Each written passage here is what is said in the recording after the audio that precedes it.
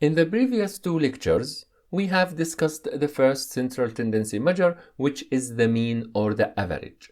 In this lecture, you will learn another central tendency measure, which is the median. The median is simply the middle value in the sorted dataset. So how to calculate the median in Python and why we would be interested in calculating the median. And what is the difference between the median and the mean as a representative value for the dataset. You will learn all of this when we go through the following examples. But first, let's import NumPy and Pandas libraries like this. Now let's create a simple data in a list like this.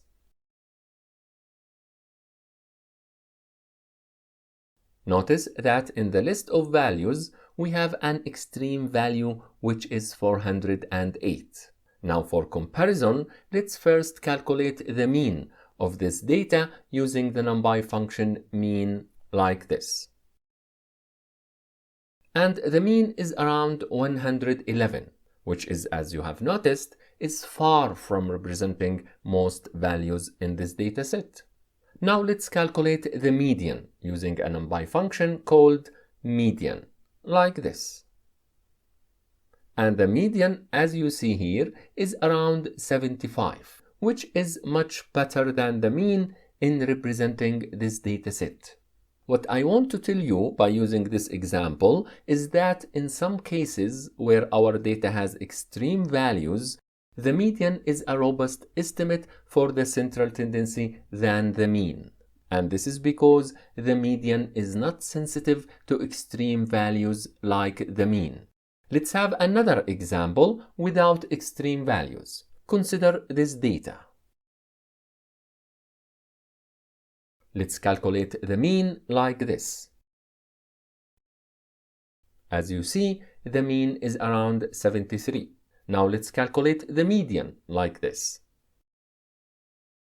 And the median was calculated as 75.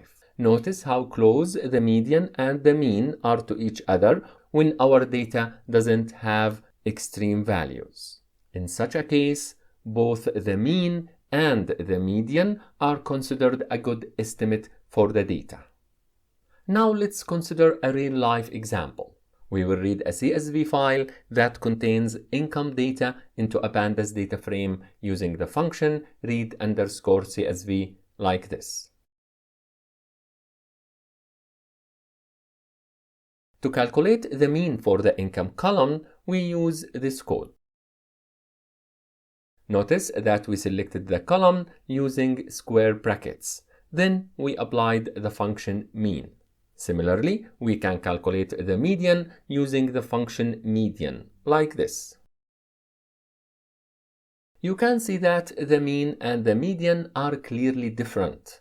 Now look back at the income column and you will notice that we have one extreme income, which is here. That's why it is always a good practice to look for the mean and the median of your data, because comparing them can tell you some important information about your dataset.